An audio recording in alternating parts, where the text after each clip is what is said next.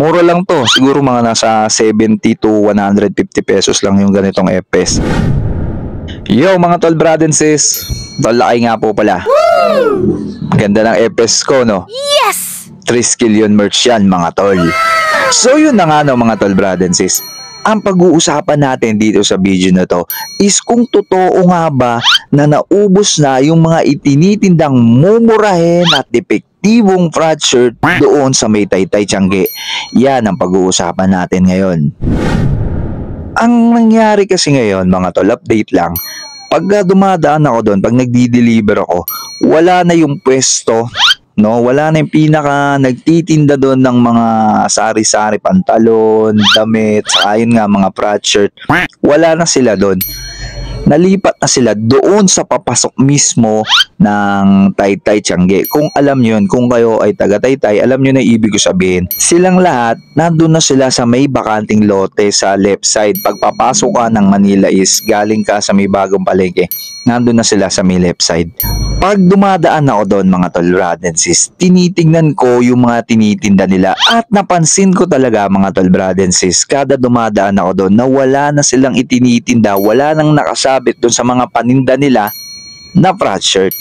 Hindi ko alam kung napanood nila yung video ko na yun, kaya parang siguro lang sa isip ko lang, tinanggal na nila yung mga tinitinda nilang frad shirt.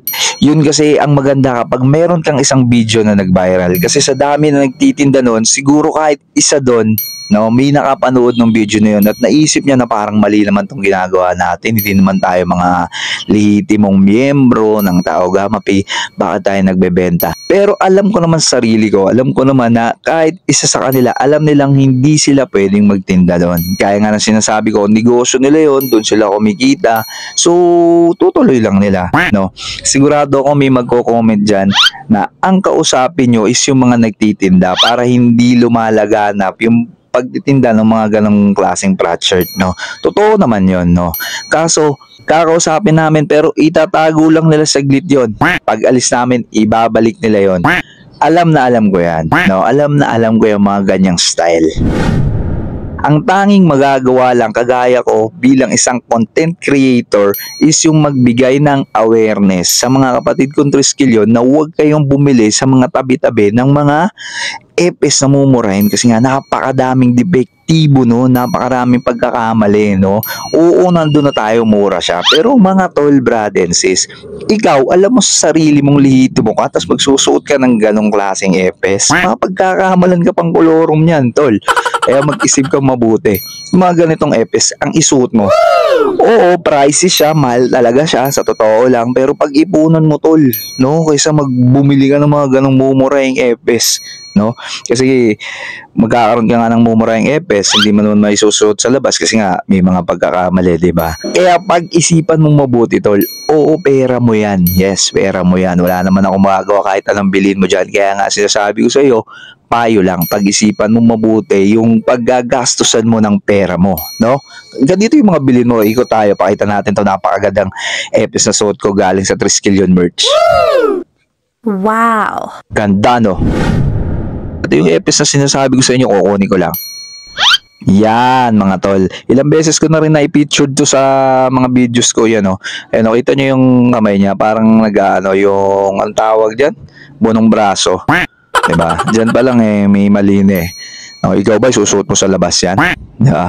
Ako, dito ko na lang to sinusuot sa bahay. Mura lang to. Siguro mga nasa 70 to 150 pesos lang yung ganitong epes. Alam ko na yung iba nating mga brad is kapos na kapos talaga at ganitong epes lang yung kaya nilang bilhin. Pero sabi ko nga sa inyo, mga tol, kung bibili kayo ng ganito, nagsasayang lang kayo ng pera, no? Nagsasayang lang kayo ng pera. Ang bilhin nyo is yung talagang mga, ano, yung mga quality na epes galing sa mga lehitimong brad na nagtitinda, no? Pag-ipunan nyo, tol, pag-ipunan nyo, huwag nyo sayangin yung pera nyo dyan.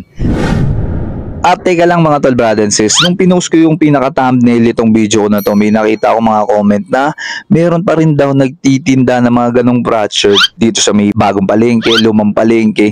Kaso itinatago lang daw nila. No, itinatago lang daw nila. So siguro sa susunod kong content, susubukan kong bumili. No, susubukan nating alamin kung totoo nga ba yung komento na yun. Kung totoo nga bang walang naka-display na mga brochure dun sa itinitinda nila, pero pag nagtanong ka at gusto mong bumili, ilalabas nila. Yun ang susunod nating content. Titignan natin kung totoo yun, no, mga tol brothers sis. Kaya abangan nyo yun. At yun na nga mga tol brothers sis, gaya po ng aking sinabi, paulit-ulit kong sinasabi, kahit pagsabihan natin yung mga nagtitinda ng ganyang epes, itatago lang nila yan at pag alis natin, pagtalikod natin, ibibenta nila ulit yan kasi dyan nga sila kumikita. Wala naman tayong magagawa kasi wala namang batas na nakakasakop na bawal sila magtinda niyan. Siyempre ikaw bilang isang negosyante, kung saan ka sa tingin mo kikita, doon mo gagawin, no?